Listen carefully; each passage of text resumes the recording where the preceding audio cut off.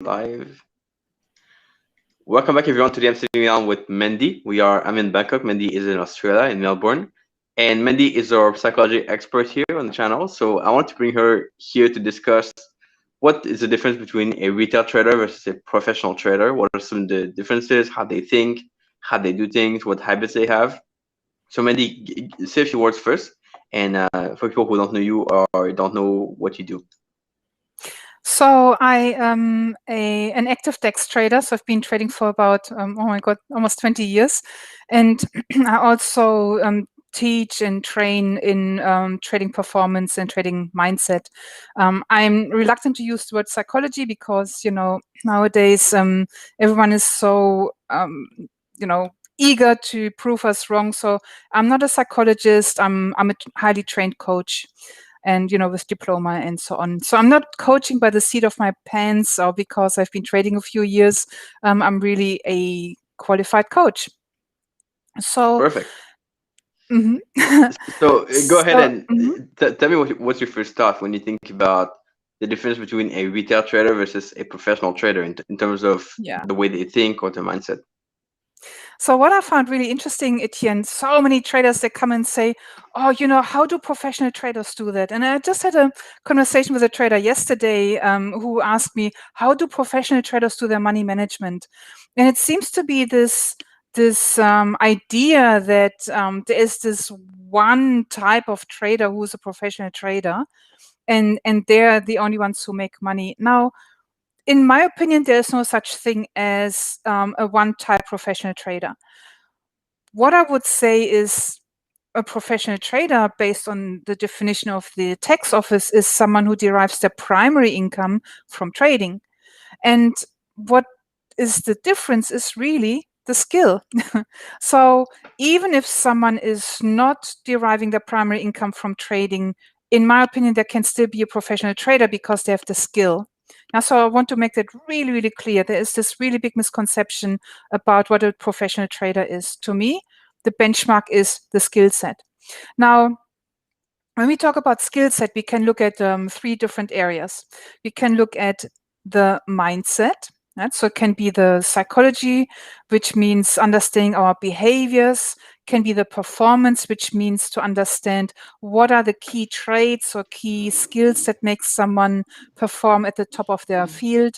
So that's the mindset area. Then we need to look at the understanding the tools of trading. So understanding, I don't know, Ichimoku, understanding Fibonacci, understanding chart patterns, understanding different indicators. So that's the skill, the toolbox. And then also, of course, the methodology. So how do we put those different parts, different tools together to make them work as a team, to make them work like sorry, I get a little bit of feedback, Etienne. I'm not quite sure why. I'm trying Okay, to cool. see if it works fine. You're fixing Okay. it. All right, cool, Yeah. awesome. So understanding how to put all those tools together, and then that becomes your methodology.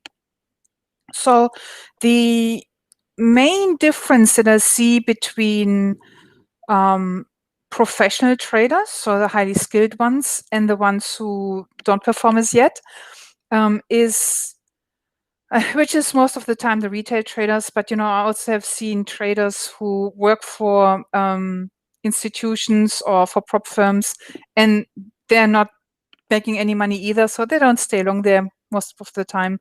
But so again, that's why we need to be really careful. Just because someone works for a bank or an institution or a prop firm doesn't mean that they're successful or skilled. Okay, we need to really distinguish that.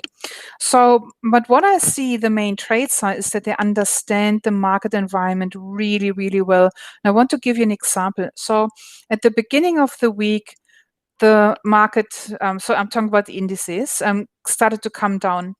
And I was like, maybe we get a deeper retracement. That would be great. And so Linda saw some of my tweets, and then she sent me a message. So Linda Rushke sent me a message on Skype saying, this week is going to be really, really choppy for those and those reasons. And expect the unexpected, treat the market like a hot potato, and be really nimble. So meaning that there will be a lot of volatility, a lot of up and down. Now, she is so experienced. She understands the market environment, and that's why she could already see what is going to come this week. And that is one of the key ingredients where you see, like a sailor when they read the weather. I remember I was talking with a friend of mine who is a sailor, because I live close to the Brighton Yacht Club, and he said, "Oh, rain is coming." I'm like, "What do you mean rain is coming? It's blue sky, there's no cloud." And he said, for whatever reason, I can't remember, I didn't understand it, to be honest. He said, "No, rain is coming in the afternoon." And he was right. Rain came in the afternoon, it was pouring down. So he could read the current sky in such a way that he could forecast the weather. And anybody who knows Australia knows that there's a little bit of a running joke about the weather in the Bureau of Meteorology. I don't know how to say this word.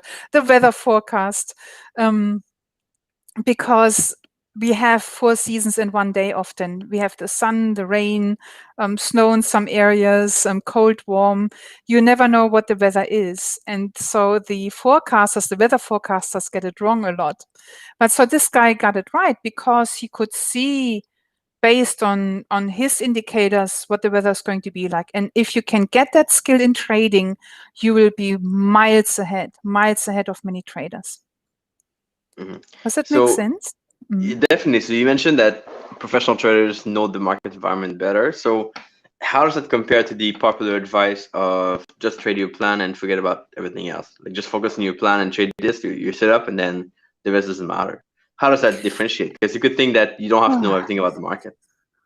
It infuriates me, Etienne, because it's such a general statement. A politician could say that.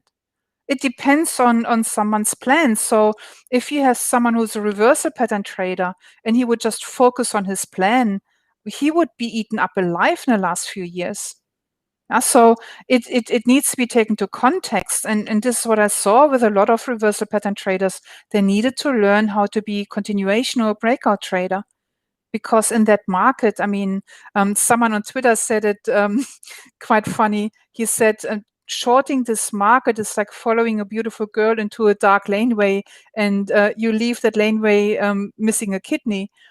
And it's really like that. Be careful with shorting. And the money has been in continuation patterns, not in reversal patterns. So we can't make this general statement. We need to really look at, did your strategy in your plan already work? And now again, what context did that strategy work in? To go back to the sailing analogy, we have this famous Sydney to Hobart race here. And I remember one year, there's one boat that always wins, but one year another boat won, and the one that always won didn't. You know why? Because there was no wind. And they went the last stretch into Hobart, and it was just nothing. And this boat that didn't win before did extremely well in an environment when there was no wind. And it's the same with our strategies, methodologies. We need to take it into context. Now, if we have a trader who already knows how to put their strategy into context, by all means, go for it. Trade your plan and just do that. And so we can't really generalize and say, just do this one thing. And it trips up a lot of traders who come to me and say, look, I have been just following my plan and I have been in a loss for so many months. I can't bear it anymore. Yeah, maybe you need a new tool in your toolbox. Good point, definitely. So we have people in the chat. I want to say hello to people here. We have Daniel, we have Ace from Chicago and Florida. So you guys, if you want to come up in the chat, let us know where you're from. And if you have any question for Mandi, you can also post them in the chat. We'll be answering those pretty soon. Mandi can answer your question of psychology and different thing you want to learn about. And we can definitely focus on that in a few minutes. So Mandi, when you think about habits for these professional traders, what kind of habits do you see with people that you've talked about? What do they do? Is it more like journaling or different things?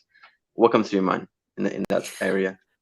Yeah, so again, an awesome question, and I see that being generalized a lot as well on social media. So there's no doubt that journaling, meditation, cold showers, whatever it is that you want to do, that this is helpful. In contrast, what I see a lot of traders thinking that they have to do that in order to become successful. And so when I go through the journals with my traders, when I start working with them and I look at what they already have in place, Etienne, they put so much work into their journals. It takes hours to fill them in. And I say this is not really the best use of your time. No amount of cold showers, no amount of meditation will replace skill. It will just it will help you on the journey to success, but it's not necessary. And how do I know? Because I have 5 6-figure traders a month, traders who don't do any of that. They don't meditate, they don't journal, they don't eat healthy, they don't go to bed on time. Yeah, some of them trade throughout the night because they're trading US markets. So again, if you want to meditate and journal, it is super helpful, but don't think it's the be and end all. So journaling, what's the purpose of journaling? So if you look at Linda, for example, again, Linda Rushke, she doesn't journal. One of my traders in the States, he's a 6-figure trader a month. He doesn't journal. And so what is it that made them so successful? Well, they have other tools that made them so successful. But if you now stick with journaling, it is simply a tool for awareness, where what we measure, we can identify what the pattern, what the strategies of making that mistake. And the purpose is that we can then identify in advance when we are just about to make that mistake. So, for example, I was working with a trader who had a lot of, swings. He would make a lot of profits and he would lose it all. A lot of profits, lose it all. And so I wanted to know, what is the strategy to going back and losing it all? And so I asked him to journal and to write down what happens just before you start sabotaging yourself, because clearly that's a sabotaging pattern. And then when I looked at his words that he used, and when I saw the trigger that happened when he was losing, so in a nutshell, what happened was he would trade really well, and then let's say there was a great setup. Let's say like the setup. When was it on Thursday? So Thursday the markets came down hard, and then they recovered really hard as well. And that was my overnight when they recovered. So this trader, he missed his entry by a few points. And based on what happened, him missing the entry, he started feeling resentful. And then he started looking for going short. Right? So instead of waiting for a retracement to go long, because the bottom was clearly in, he didn't see that. So the question is, didn't he see that because he wasn't skilled enough? Or was it that he didn't see it because he was too focused on getting his revenge and getting his entry? So in a nutshell, what I see with traders who are successful, professional, skilled traders, they miss their entry. Let's say the entry to go long on Thursday's low on the Dow Jones, for example, the S&P. They don't try to short it. They wait for a retracement to get a new long entry. Whereas what most unsuccessful and sadly retail traders do is they now start, I missed the long and now start looking to go short. It's one of our biases that we have in our thinking that we need to be aware of. So now that my trader journaled, exactly what was happening, his thought processes and what he felt before he made these mistakes. And this is exactly what happened. He realized that when he missed a really good entry, he would get so resentful and so, this is not fair. And, I should have gotten this entry. And really all the saboteurs in him got fired up. That then he would start going short, losing, going short, losing, going short, losing. So he wasn't, thank God, one who would let the losses run. He would keep going short and then getting taken out. So death by 1,000 cuts, pretty much. And this is why journaling is useful. Now, what I see a lot of traders do when they start journaling, they write stories and stories and stories about why they didn't perform and what's wrong with them and how bad they feel.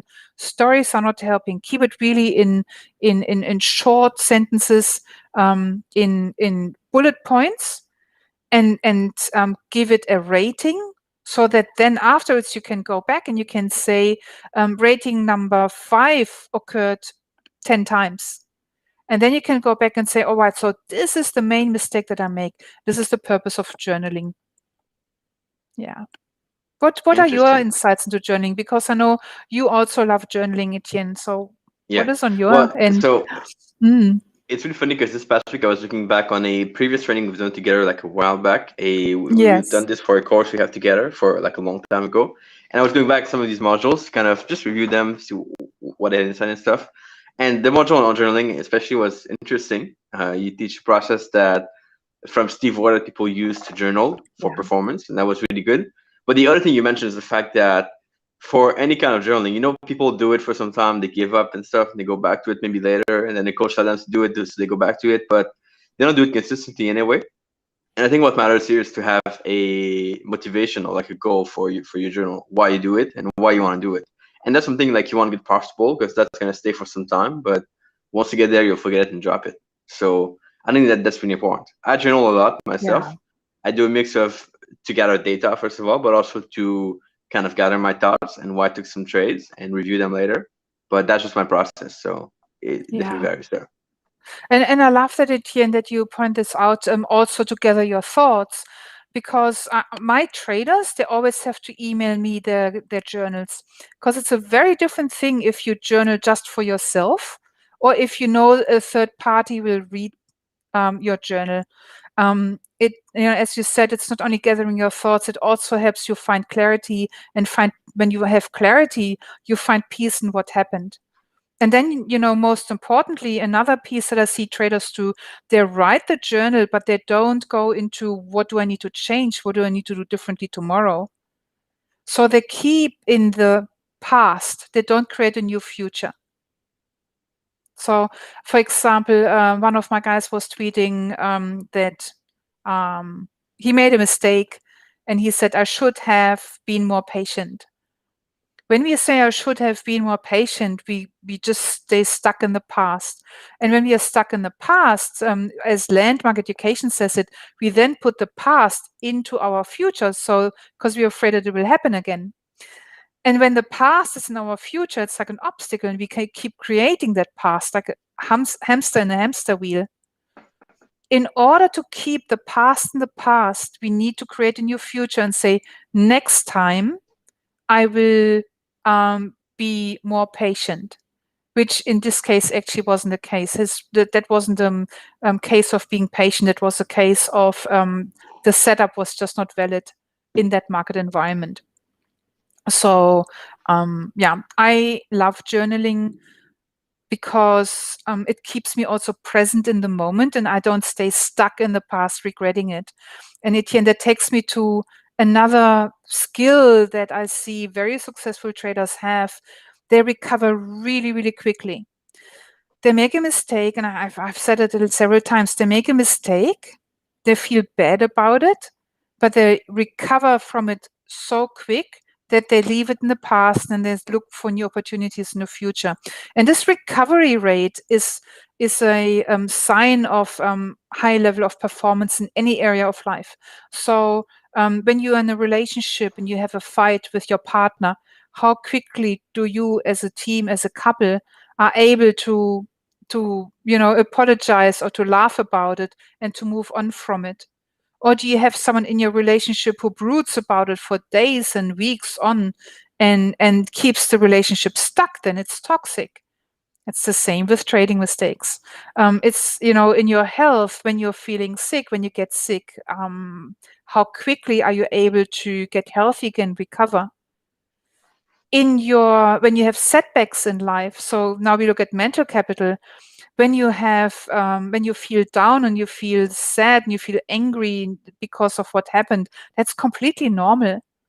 But how quickly are you able to move on from that? So that's what we call mental fitness. Yeah, so it's the same when you walk up a hill and you feel exhausted because you haven't trained your muscles. the more you train running up hills, the fitter you are and the quicker you recover. Where do you think it comes from? Is this aspect of getting back quickly? Is it like a personality aspect that some people are that way, some people are not this way, or is it something you can train and become better at? Is it the more setback you have, the faster you can recover, basically? Yeah, it's nature versus nurture, isn't it? I think it's both. As we know now through many experiments, our behavior, our personality is 40% genetic and 60% learned. If those numbers are correct or not doesn't matter. There is a genetic component and there is a learned component. That's all we need to know. So I believe that most of it is learned and hence can be unlearned and relearned. I, for example, was someone who always put the past into my future, which is some of the saboteurs that we have to keep us safe, right? Whereas my brother, he's the complete opposite. Something happens and, a day later I bring it up and he's like, oh, I've already forgotten about it, I'm already moved on. And so when I saw how my brother does it, I asked him, how do you do that? How do you move on? What's the thought process? What do you do with a feeling that is uncomfortable? And then I pretty much modeled him. I'm like, oh, wow. Well, that's what you do. Okay, easy. I do that as well. And so we can learn from people who are able to move on quickly. And I asked Lina the same question, like, how do you do that? How do you move on? How come you don't brood about it? And it's really the immersing themselves into the next subject. It's just they get focused on something that really matters to them. So, looking for a new setup or looking for learning a new skill, for example. Does that make sense? Yeah, it definitely makes sense. Definitely harder to grasp how you can develop this. I think I'm pretty much that way also, where I get back on track pretty easily, but You some people do. might not be that way. So yeah, Yeah. but there's always some more to be done there and to improve for sure. So Yeah. it's So, interesting. to give you an example, let's say you have a losing trade and you feel really frustrated and angry about it. So here's one process. There's so many different processes we can apply. So here's one process. You, rather than not wanting to feel frustrated and angry, you completely embrace feeling frustrated and angry, or whatever you feel, right? Some feel hopeless, some feel helpless. That feeling is not who you are. That feeling is just a protective layer, a protective mechanism. We can call it a role, we can call it a part, we can call it a saboteur that is trying to keep you safe. And so, really feel that feeling that you feel and acknowledge it. And now start dissociating. Say, this is not so, this feeling of anger is not who I am. This is the saboteur in me who feels angry because he or she is trying to protect me, or they, are trying to protect me. And be really grateful that they're trying to protect you. And also acknowledge that staying stuck in your feelings will not help you to improve and to move on. And so now we go back to journaling. We write down, I'm feeling really angry. I'm thinking to myself, I will never make it. I'm such a loser. Now, I know this is not going to help me. This is just my saboteur. This is not who I truly am at my core. Because at my core, I'm wise enough. And when I'm in touch with my intuition, when I'm in touch with my core, I know I can achieve anything. So let's have a look. What was it about this trade that didn't work? Where was my entry? So was my timing out or was my timing good? Was it that what could I have seen in that chart that would have shown me that this trade doesn't work out? And so I was working with a trader, for example. She's a really good trader, and she got into this trade. I'm just trying to remember. So she got into this trade, and she was in a profit, and then she was in a really good profit. So the trade went parabolic, and then it trickled down in little retracements, and she eventually got out at break even. And she was so angry about herself that she gave all these profits back, that she started going on tilt because she then wanted to make that money back. She wanted to get that feel-good feeling back. And so she emailed me. She's saying, I sabotaged again. What's wrong with me? And then I looked at her chart with her first before I looked at self-sabotaging patterns. And I said to her, you could have easily drawn a trend line. And then the moment it breaches the trend line, you could have been out. So there's more for you available in your exit strategy. It wasn't a complete self-sabotage strategy. It was where you could learn an additional tool to help you manage your exits better. And so she did that, and it had a tremendous impact on her performance, right? So her stats changed tremendously. She was able to curb a lot of her losses. Yes, at the end, she missed out on some profits. When the trade goes up, then it retraces and then continues. She would miss out on the second leg. Who cares, right? There's, again, so many opportunities. Now, then I looked at her sabotaging pattern. Because there was a sabotaging pattern available, what was it in her that stopped her from looking at her strategy? It was her self-image. Her self-image as, being a loser, someone who can never succeed, someone who always makes mistakes. And that was a sabotaging pattern, a sabotaging part in her, because when she was growing up, every time she was trying to succeed or she was trying to be good at something or, to excel at something, she was being put down. Oh, little one, it's not, you can't succeed anyway. You better, girls should cook and get married and, the 3 C's, I think, call it children, church. Can't remember what the third C is, doesn't matter. But that is the environment that she grew up in. So she learned that she is not enough, and she learned that she shouldn't have aspirations because the big people, the caretakers would prick the beautiful balloons that she would create in her mind anyway, and would destroy her dreams. She learned not to dream. And so that was the very thing that kept her stuck to not even looking for a solution. And when she identified this saboteur, we looked at other areas of her life where she was the same in her relationships. She married a really crappy husband, and in her work where she was doing amazing work but didn't get paid well, and was always overlooked when it came to promotions. Not because the company overlooked her, no, because she kept herself small and little and didn't want to be seen. Yeah, so that is an example where that's where you move from feeling bad to creating a new future. I hope this is replicable I think it is replicable in some way, shape, or form for everyone. Definitely. So you have another question, but I want to ask you one more thing. So I think it's hard for some people to figure out how much you have to work on psychology versus learn new tools or learn new techniques for trading. Like you mentioned in your example, you could just learn about this thing to not screw up and to get out of the trade faster. Now, how do you, or how does a good trader know when they have to learn more versus when they have to just like hone down and really work on their mindset, how they do things? So the reason why I went with her into looking at her strategy or her exit strategy was I didn't want to tell her what to do, so give her the fish or just get out here. I wanted to teach her how to fish, so how to think when she has another situation like that where she made a mistake in trading, how to think it through, so which framework to use so that she can improve. Yeah, so that's what I did. Sorry, Etienne, I just lost my trail of thought. What was your question again? All right, so the question was, how do you know when you have to learn more versus kind of really work on your mindset instead?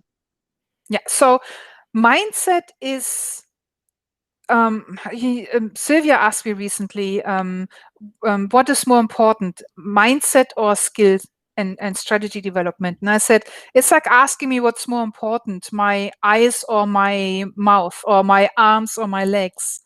They're both important and they work together as a team. So I always think that there's an element of mindset, because if there's not, we are naturally at our core, Etienne, we are calm, curious, we like to explore things, we are spontaneous. Just look at kids who are not yet spoiled from, from the outside world and the outside influences. We are we don't mind having falling over and making mistakes. It's just we just get on with it. So this is our natural being. If someone gets angry and hurt and has emotions and thoughts of wanting to give up and how they never make it about their trading mistake, that is mindset. And almost every trader goes through that. So I always think every time I make a mistake and there is this sense of, oh man, or, what's wrong with me? Why did I do that again? It's always a combination of both.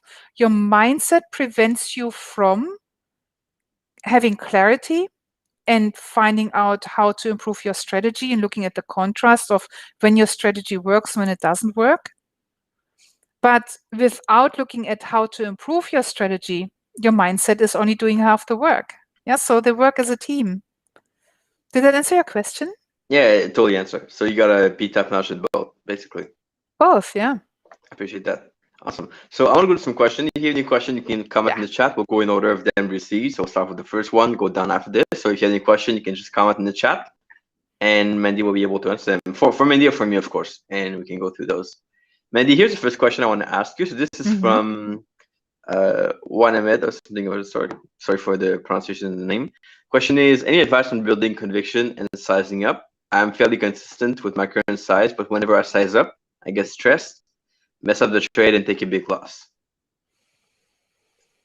Okay, so let me just so building conviction and sizing up.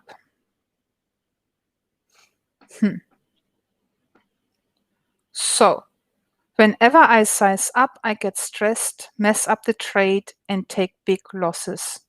So that would be really curious. Is that really every time you size up?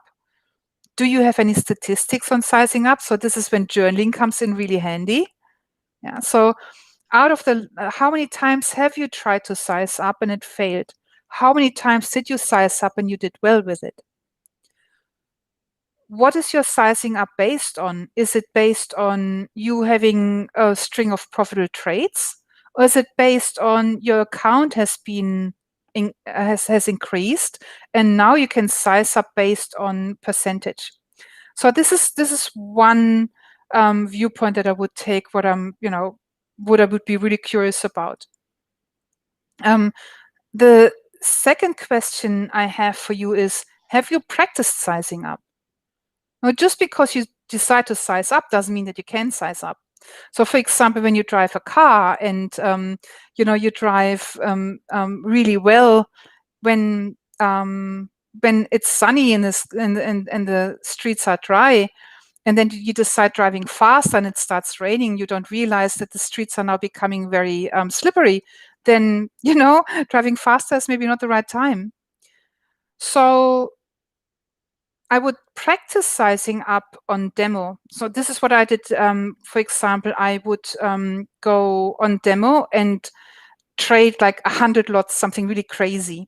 And this is what I call a desensitization exercise, where you get used to the increased amount, the increased contract size. And you can also experience what the impact is actually going to be, how quickly you can lose or make money. So this is one strategy that I would use. Another strategy that I use is with my traders, don't just size up.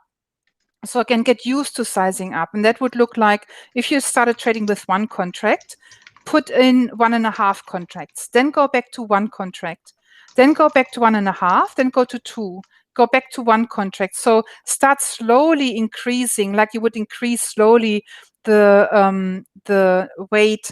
Yeah, I wish I were Linda. Unfortunately not, but so slowly start increasing, then go back to what's comfortable, what you're used to. So size up based on the account size fails 70% of the time. Yeah, Great. So this is the other comment here.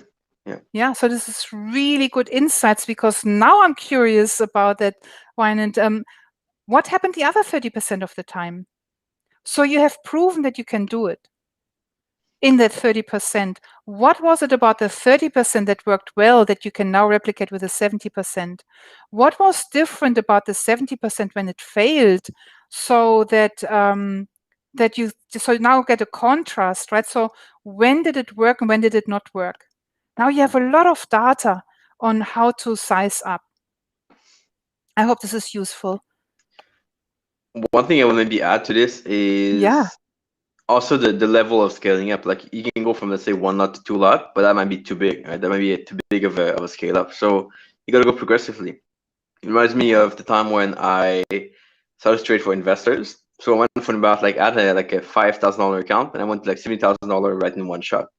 So this took time to like size up properly. So like I went to first trading my regular size, then to like a little bit more, then a little bit more, and over time I got to get to that proper risk on that account. But it definitely takes time, and if you break it down enough, I think it's easier to scale up for sure. And if you have a point where you start to perform less well over some number of trades, of course, you can go back to the previous point and kind of go that way. Yeah. And you know, it's different for different instruments depending what you trade. So for example, if you trade stocks between, I don't know, $5 and $500, sizing up is not always the same thing. When you trade Forex, right, depending on the Forex pair, a 1 lot on the Euro USD is different to a 1 lot on the Euro pound or the pound yen, right? So sizing up is not just, it's so general again. We need to really look at the details and just get used to it. So you will find out, for example, we can look at your money mindset as well. So at what point do you start sabotaging behavior where you start getting scared around money?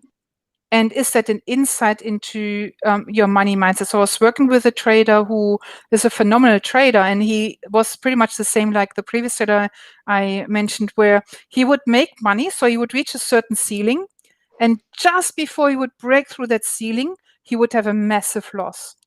That was mindset for him. And so we looked at different areas, we explored, couldn't quite figure it out. And then he shared with me that his father had a gambling addiction when he was growing up. And so the gambling addiction pretty much destroyed the family, because the father then started borrowing money from, loan sharks, and he couldn't pay the money back.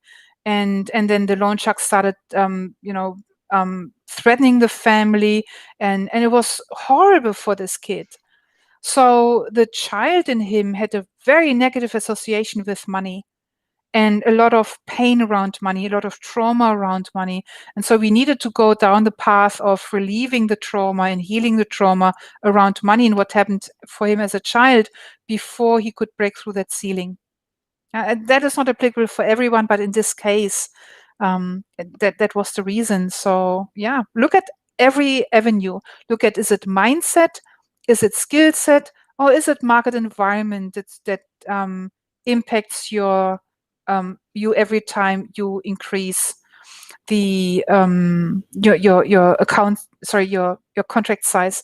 Now, what I also found, often when someone decides to increase the contract size, is because they did well. And they did well because they focused on the process.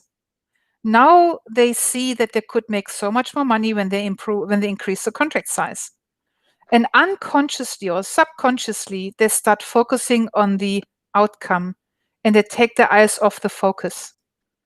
And so have a look at being really super hyper vigilant on keeping focused on the process when you increase your contract size.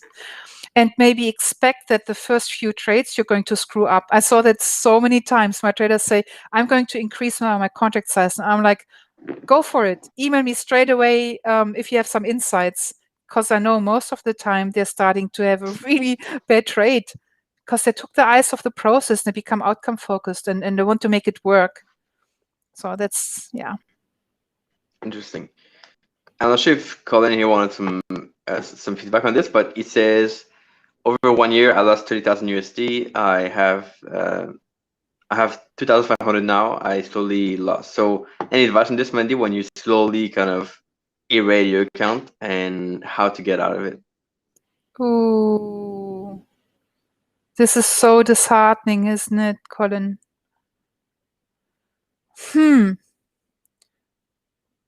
Yeah.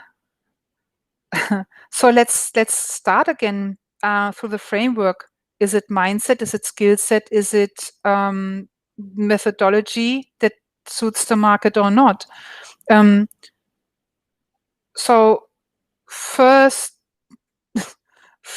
I would sorry, I'm just reading this comment. Yeah. It's so inappropriate, but it's funny at the same time. So first I would look at when you had $30,000 in your account and you traded that, did you have proven before that you have a profitable strategy? If not, you know what the answer is. You need to go and practice your skill set and get a methodology that works. Step 2, did you have a methodology that worked? And the skill set that, and you have mastered the skill set, but you know what to do, but you don't do what you know, then it's mindset. So what happened? So many traders think it is mindset and trading psychology that they don't follow the rules, but often I see it's not, simply because they haven't practiced and trained the interaction with the market, with their broking platform, for example. So just because I know I have to get out at a certain level doesn't mean that I can do it. I have to practice it like I would have to practice muscles, like I have to practice catching a ball or playing a forehand. So there's so many questions here that I have for you that I would like to explore, because it's a very general topic here. Now, the reality is that you have lost a lot of money. So now, where would I start? I would start at developing my skill set.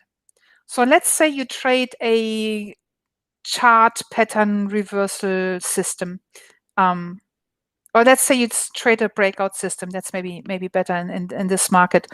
And so when we have a breakout, 3 things can happen, right, Etienne? We know that because you love your breakouts. So it can go up, it can go and continue up, it can go up, retest, and then go up again, or it can go up, fail, and then go down, for example, as a long breakout. Now, have you gone and practiced those 3 scenarios, identifying those 3 scenarios?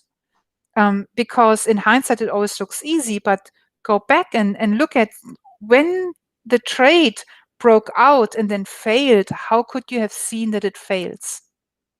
So this is what I would recommend you go back and practice your skill set.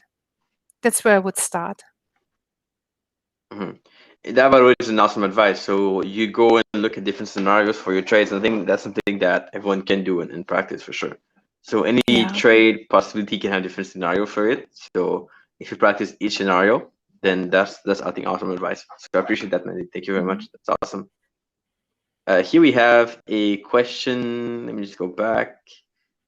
So Daniel here says, on my journey, I discovered that I discovered time of self-sabotage. I grew up from a sense of not deserving to be green, resulting in many losses or many lost account. I'm going to change his behavior. And open to any ideas. Mandy, do you have any thoughts on this? Many thoughts. Thanks so much, Daniel. And I really understand what you're talking about, this sense of not deserving that then causes self-sabotaging behavioral patterns. Now, to begin with, I want you to know that even with a sense of not deserving, you can be successful. And so this is the story that we are telling ourselves, that because of what something happened, we can't have what we want. And when you start, and this is again, it's a protective behavioral pattern, right? So when you start just allowing yourself to have the sense of not deserving, it's completely fine. Be determined to succeed anyway. Because here's the thing, what does the sense of not deserving do? How does it play out in your life? And I guarantee you it impacts your level of responsibility.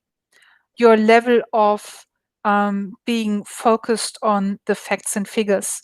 And that's what I said before about my trader who was upset because she was in a profit and then she ended up in a loss. Her self-image was that she can't have what she wants, so she didn't even try. So again, how did you learn how to trade? That's my first question. Do you have a strategy that's proven that works? If you have a strategy that's proven that works, what are your facts and figures? Do you keep a journal? Do you know exactly what happens just before you lose? How specifically have you lost your accounts? Is it that you let your losses run into the abyss until the account is gone? Or is it that you lost your accounts, through going on tilt and having lots of trades with smaller losses, but then they all add up to something? So this addictive behavior. Is that helpful, Daniel, where you can maybe start looking at what's going on here? I'd see that working on basic and just using one strategy, great. Self-inflicted pain, without realizing when I get. So if you only recently calculated the total loss, that tells me that you didn't keep your statistics and that you have a little bit of an avoidance strategy. And I wonder where else in your life you do that. An avoidance strategy is when we don't know how to deal with the challenges and the problems in life. And so when we don't know how to deal with it, we just like this bird putting the head in the sand and just try to escape it, because that seems to be the only option we have.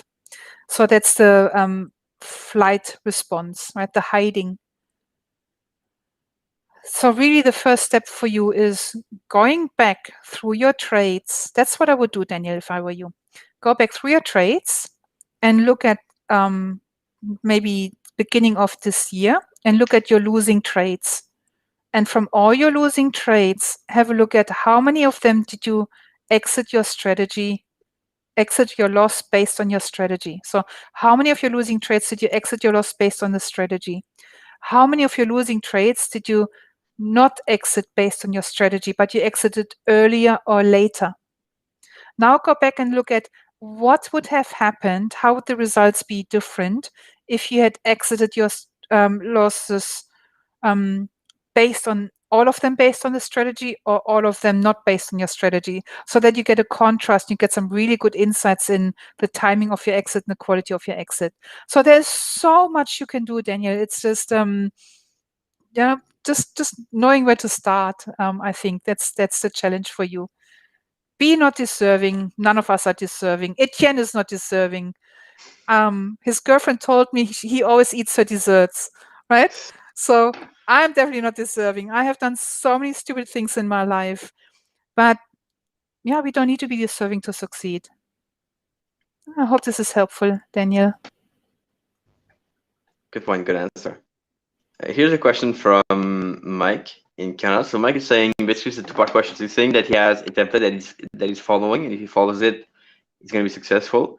But he has a lot of time sitting on his hand and being patient for the A+ trade that matches template. Any suggestions for being more patient and just sitting on my hand if there's no trade to take?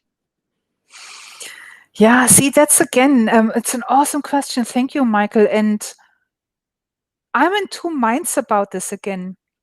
When I see, and as you guys know, I had the opportunity to sit with Linda for 30 days in her office and see her trade. She doesn't look for A+ setups. She takes setups, they work, she keeps them, they don't work, she gets out of it immediately. She makes mistakes all the time.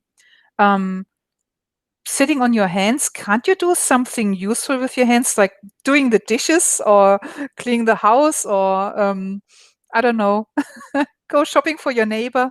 I'm just kidding. So the sitting on my hands thing, again, for some it works and it's great. For others, it comes from so the I wonder what is the intention for wanting to sit on your hands and having A+ setups. Is that for your need for perfectionism? So if you have a need for perfectionism, it will work against you. Is it because you don't want to make mistakes, because you're afraid of making mistakes? Then it will work against you. If you are wanting to have A+ setups and sitting on your hands because you want to have A+ setups, then it will work for you. Can you hear the difference? So for example, to go back to the meditation thing, I see that all the time on Twitter. You have to meditate and you will be a better trader. So if you meditate in order to become a better trader, it will not help you. If you meditate because you love meditation and you meditate for the sake of meditation, and then you get all the benefits from meditation, then it will help you to become a better trader. Can you feel the difference in intention? So I don't know if I would suggest you to be more patient, because now I'm looking at, if you're afraid of making mistakes, what is your relationship with making mistakes? And I was just sharing with with a client trader yesterday, where he also had this fear about making mistakes, and that came from him being brought up, being severely punished for making mistakes in his family. The punishment would look like he was being ridiculed and made fun of by his older brother. And so, of course, he would be afraid of making mistakes. It was still that saboteur. So he was feeling hurt about being ridiculed and made fun of. So this part developed to protect him. And so it made him, always like, you can't make mistakes. Be careful to make mistakes, because then, you will be feeling vulnerable and people will make fun of you. So make sure that you're perfect. Now, that wasn't him. That was this part that the saboteur wanted to protect him, which worked well when he was a child, but now as an adult, it works against him. So I was afraid of making mistakes in trading for different reasons, but I was, for example, never afraid of making mistakes when it came to show jumping on my horse or when skiing, right? Because I knew I was competent. I knew because I was competent, I was confident, and I had certainty. Now, why was I so confident and certain about my show jumping on my horse and skiing? Because when I was little, my mom had taken me to judo and I learned how to fall. The first few months in judo, all you do is you roll and you fall and you fall. Now I did the same on my horse. Whenever things got difficult and my horse would buck me off, I wasn't afraid because I knew how to fall. I knew I wouldn't hurt myself.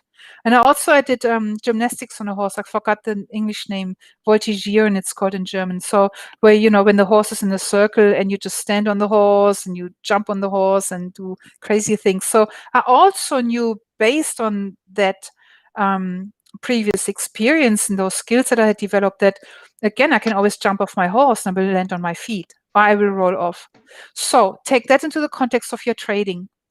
When you make a mistake, which is, you take a trade that's not an A+ setup, are you one of those traders who doesn't need to worry because you manage it straight away, you get out of it straight away, you correct straight away, and you don't need to be afraid of it? That is my question for you. Yeah. Etienne, what are Awesome. your thoughts? Yeah, well, you mentioned a good point, which is the fact that you don't have to wait for A+ setup. And I was thinking the same, that waiting for A+ trades is a good idea if everyone says that, but also it's the aspect of wanting to be right. And that doesn't really have its place in trading because you can't be right all the time anyway. So it's about finding the sweet spot between being right or finding the A+ trades and the trade that can work too, but are maybe a bit less reliable. Yeah. And what's an A+ setup anyway? Because they always look different because markets are different, So. And it could always be wrong anyway. It could be a perfect setup, but it still lose money. So totally. Yeah. There you go. Yeah, exactly. So here Mark was asking about what is the complexity of journaling as trading. I'm not sure I get the question right here, but he found that he's trading two different markets, so the journaling for that kind of maybe is difficult, I guess. Any thoughts on this, Mandi? I'm just trying to understand that question. What do you think about the complexity? So journaling adds complexity to trading. I'd be curious about your journaling, that it adds complexity. It actually should simplify your trading because you gain more clarity around trading. I found that I end up trading two separate markets, what's in front of me and my journal stats. What is your take on it, Etienne? I'm not quite clear. I would need more clarity. Yeah, maybe Mark can clarify, and we can go back to the question Yeah. after. No problem. No problem with that. Yeah, that would be good, Mark. If you can clarify what you mean with I trade two different markets. Awesome question, though. I love it. Yes, yes, definitely. So let me try to find the next question. So, okay, we have a question here, and I did a poll on YouTube a few days ago about this, asking people what they need the most in their trading. So the choices were better strategies. There was something like, yes, there was better strategies. There was more movement in the market, more capital, or they got all they need right now. Or the last one was discipline. And guess what, Mandy? 50% of people said that they need more discipline. So here we have the question again. So some tips to stay more disciplined while trading. Mandy, you want to go ahead? I know you have some thoughts. I have some thoughts, but they're pretty much the same as you, I think. So you can go ahead. I love it. Tips to stay disciplined while in trading. So to start off with, what is your definition of discipline? And I'm making an assumption now. It's pretty much following your rules. So now I look at the contrast. Have you ever been not disciplined and being rewarded for it? Because that's how it starts, not being disciplined. We get away with things. It's the same with anything in life. We're being naughty and we get away with it, so we enjoy being naughty and do it again. So that's the first part. Look at yourself. Are you disciplined in other areas of your life? So if you look, for example, at eating, right, which is the easiest example ever, because everybody eats. You want to lose weight or you want to be healthy. And then you're like, oh, I really feel like a chocolate now. And then you have a chocolate and you feel so good. So you weren't disciplined. You weren't doing what you said you would. But there is no repercussion instantly. Right? There is no punishment instantly unless someone sees you and then gives you a kick up your butt.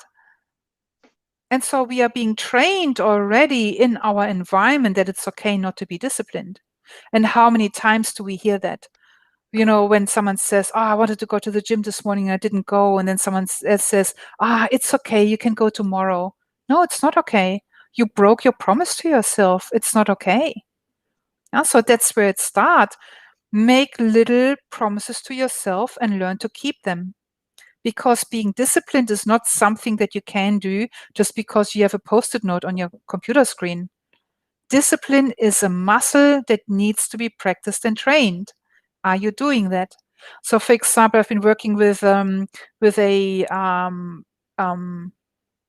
Navy dude. So someone who was in the Navy, and I said to him, and he was not disciplined in trading. And I said to him, what did you do when you were on the boat and you got, a drill coming up? He said, I just did it. I didn't even think about it. And I said to him, tap into that. And he shifted his trading overnight. Why? Because he already has trained and practiced being disciplined. And so this is what I would tell people to begin with. Just practice doing discipline, and not many do it. So the second question, the second part is we need to understand how specifically are you not being disciplined? Do you have stats, facts, and figures? Because the word discipline is so broad. Are you someone who lets their losses run?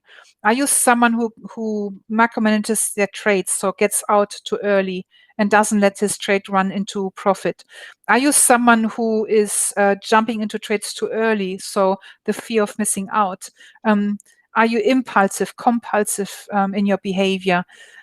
We need to have more detailed information on how specifically you are not disciplined. And that goes back to having an awesome journal. It doesn't take writing stories about it. Just, make a tick. Not exited too early, exited too late, micromanaged, and then you get an idea what you do most. That's where I would start. Yeah. Perfect. Awesome. Good advice. Mandy, what are your thoughts on the Wim Hof breathing to stay calm during trading? Question by Scott. Yeah, awesome question. Thanks, Scott. So again, what I see often is these little tricks and tips to keep yourself calm in trading. You can't do it during trading. It's like doing Wim Hof breathing when you are in the Olympics and you're on the court performing. You need to do that before trading and after trading. Now, I'm a massive fan of Wim Hof breathing. I have been to his, so unfortunately not himself, but his disciples here in Melbourne have been to their courses and practiced the breathing and understood what it does. So here's the thing. When we are getting anxious, and consider that every behavior that shows a lack of discipline, so that goes to the previous question as well, actually, is driven by anxiety. It's driven by addictive behavior. And so when we are in the anxious and addictive space, that means what does it mean for our body? That means that we are in the sympathetic nervous system. So the fight and flight response. We want to be balanced. We want to have a little bit of sympathetic and also the parasympathetic, where we are calm and collected and at peace, like kind of when you're sitting in front of the in front of the TV, having a glass of something nice with a bag of chips or something nice. So we want to have a combination of both those states. So when you are too stressed out, you want to know how to bring yourself back into balance. And when you're too relaxed, you want to get yourself back into balance and activate your fight and flight a little, right? So do your Wim Hof breathing before as a preparation, as a lifestyle. Do it every day. Don't If you need to do it during your trading, then there's more to it. So if you can't be calm during trading, then there's more to what stops you from being calm, and must be a mindset thing, because again, naturally we're all calm, curious. So where does curiosity come in? We make a mistake, we have a trading loss. And so the saboteur goes and judges you and is upset with you, and you're a moron, what's wrong with you, you idiot, you will never make it. Whereas the natural, the core part, our wise person says, "Wow, let's be curious. What happened? How can I stop doing that again? What would the contrast have been? How else could I have managed this trade?" Yeah. So I hope that answered your question, Scott. Again, I love Wim Hof breathing. I love Wim Hof. I do it myself, and the cold showers and the ice baths changed my life. Yeah. Here's a question from Sammy, who says, "It's so hard for me to wake up for the London New York session. I live on the East Coast in USA. It seems to be the only thing hindering my success." Now, I have some thoughts on this, in the fact that there's traders all around the world, right? And if they were all gonna have to wake up for New York, it probably wouldn't work for most people. Like, some people do it. Mandy does it. She trades at night. I know Morris from Trade Society that did it too before. He traded at night when he was in Asia. Now that's fun, but you can trade different sessions, different markets. You can adapt to your own style. There's people who trade the Asian session really well. That could work for you. People who trade the London, New York really well. So you just have to adapt to other sessions. I think it's no big deal. If you don't want to wake up, then go to bed earlier. That might work. But Mandy, you have some thoughts other than this on that? Yeah, really good point, and I completely agree with you here, Etienne. What I found curious, the reason why we get up is because we're excited about trading it, because we love it so much. Now, I'm wondering, Sammy, is there some fear around trading where, again, it's an unconscious self-sabotaging behavioral pattern, an avoidance strategy that keeps you tired? Because I notice that in myself as well. Like sometimes I get tired and then the market rips like it did yesterday, right? So it was my night, your date still. So we already have Saturday, right? So Americans still have Friday. And it's like I get so tired as if my unconscious knows, then I wake up the next day and I missed the session, and then look back and it's like, well, how would I have traded it? And then I see, actually, if I had been awake, I would have lost a lot of money, because in hindsight it looks all great, but the way it went all the way up was very messy, and it would have whipsawed me out. So this is something. Do you have an unconscious blockage around trading, unconscious fears, and really look inside and feel into what it is, why it's so hard for you to get up? Because again, most traders I know, they're really excited. They can't wait to get up. Yeah. Good point. I want to get this question here that I find interesting and also complex at the same time. So this is, I can't see the name. I believe Lorenzo was asking, I've been making 3 times my salary, my monthly salary with trading for over 1 year now. I make 80K a year from my 9 to 5. I only trade one asset. I have zero debt. And when is a good time to walk away from and focus solely on trading? Wow, that is so awesome. Well done, Lorenzo. I love that story.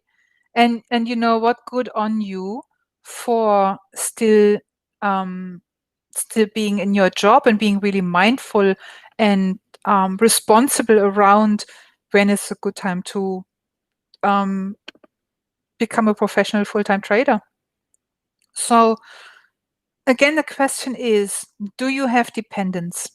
If it is just you, no one's dependent on you, then it's a very different scenario than if you have family and children. The second question I have is the how long have you been trading? So it says you have made that money for over 1 year now. How many market cycles have you been through? That's what I would be curious, because we have to remember we have been in a massive bull market. I don't know if you trade forex is a different story, or if you trade stocks, or we don't know what you trade, but have you been trading through several market cycles? If not, go on live market replay and go back to 2000 and start trading 2000. I don't know if that's possible actually with live market replay, but get some more experience with market cycles back, because if the market cycle changes, can you still create this kind of returns? Now that is really, really important to know. How much money do you have saved? So if you have enough money in the account saved for, let's say, 6 months of expenses, so that you don't have pressure to perform, that is something I would consider.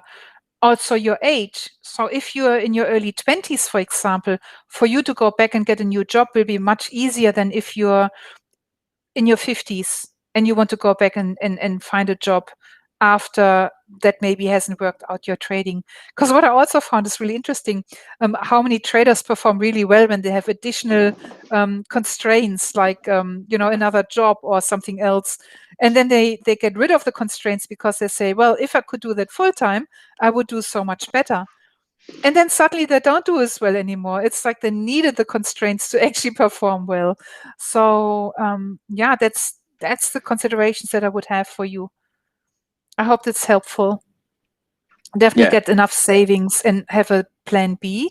Plan B is just a detour. It doesn't mean that you stay stuck or stay with a job. It only means that you might need to take a step back and then go back into full-time trading again a second time. Mm-hmm. Yeah, definitely. Like you mentioned, I would like to see so this is the good times, right? So what does a bad time look like? Is it just like really, really bad, or is it okay? It's fine. How do you manage them? That's a big question. So 1 year can be good. You can have like a really good run for 1 year, but then what if the next year is not the same? So that's what I was curious about. Etienne, also, when you don't have the job, there's the certainty, Right. the safety net. And are you now going to make your decisions based on anxiousness and fear? Can you still focus on your performance and your process? Now, that's something that I would explore and try out. Try it out for a month. Take a month off and trade full time and see if that changes your results. Yeah, good point. Here a question, I think it can be the last one because we're already an hour in and more than that. So a question by Kay who is asking, what caused perceptual blindness in trading? I believe that's when you still need like some parts of the chart, but you don't see the whole picture. Is that Okay, right, thanks. Mandi? Because I was like, I don't know what perceptual blindness is. So it's like you would forget some aspects of the chart, some things that Cool. are important on the chart, Got it. I believe. Well, let's pretend it is. You can Google quickly, and then if it is not, then just intercept. So it's an awesome question, right? And what causes that distress? I was working with a trader, and it was really interesting because he started trading on the 1 minute chart. So I have to add that this trader had a lot of trauma in his childhood. Abusive father, mother passed away when he was very little. No one there protecting him. So really shit. And so he started trading on the 1 minute chart. And he did okay, but it wasn't according to his natural behavioral pattern, what would suit him best. I found that he would do best when he would be swing trading, but his stats didn't show it. He performed better on the 1 minute chart. And so as we were working through his sabotaging behavior and his fears and he grew, he suddenly shifted naturally into swing trading. And it was really interesting to me because when we are in fear, we naturally go detail focused, right? Our brain goes detail focused. When we are relaxed and when we feel we have competence and skill and we feel certain, we have big picture focus. We can see a much wider environment, so to speak. So perceptual blindness would be caused by anxiety, because it's really what our brain does. It just picks up certain bits and pieces. And how many times do I hear traders saying that trade would have been not a valid trade? I didn't see that there was a previous support or resistance area. So the setup was there, but I didn't look at the big picture chart to see this massive area. And then, I posted a chart from the DAX where February 2020, I think, was a massive support area. And a trader emailed me later, it's a while back, he said, thank God you posted this chart because I didn't see this support area. And sorry, my eye, I've got something in my eye. So, and that is, for example, perceptual blindness. Now, when you have perceptual blindness, look back at what is it that you're afraid of and put that at peace. Remedy for that.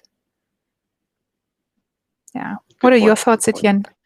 Yeah, well, it definitely happened to me many, many times before. So for sure, it's something that I think when you come and when you take your time to look at the chart, I think it's something that you can solve. But if you're in a rush, if you look at the chart quickly, you want to take a trade, you want to go in right away, then you miss some parts. So I think it's that aspect of being in a rush and trying to like enter trades, or even like if you're afraid and you want to stay away from trades, then that definitely comes in, and it's definitely not a good thing. Really good point about being in the rush. And that's where our checklists come in, right? And Etienne, I love that you're so good with checklists, because if you have a checklist that you laminate and you have a step-by-step recipe style trading approach, step 1, do this, step 2, do this, you can't miss it. But how many traders have a checklist that they check off? Yeah, so definitely checklist is good, but you can still miss it when your mind is preoccupied with other things, I feel. But you gotta take your time to kind of go back and calm down before. Completely agree. Awesome. So thank you, Mandi, for your time. I appreciate your advice. And if you guys liked the video today, give it a like. I would really appreciate that. And Mandi knows she did a good job, and I'm sure she brought today a little bit of advice that even I didn't think about, and that you guys might not think about before too. So leave us your comments below in the comment section. I'll be happy to read them and help you out in the next few days. And Mandi, I'll talk to you pretty soon. Thank you so much, Etienne.